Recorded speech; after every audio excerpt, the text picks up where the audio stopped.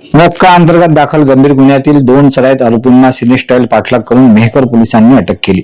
आरोपींकडून धारदार शस्त्रे, मोबाईल व वाहनासह एकूण 2,66,850 रुपयांचा मुद्देमाल जप्त करण्यात आला।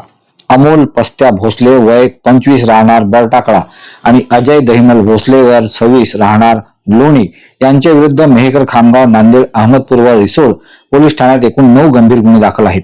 जिल्हा पोलीस अधीक्षक निलेश तांबे यांच्या आदेशानुसार स्थानिक गुन्हे शाखा आणि मेहकर पोलिसांनी त्यांचा शोध सुरू केला होता।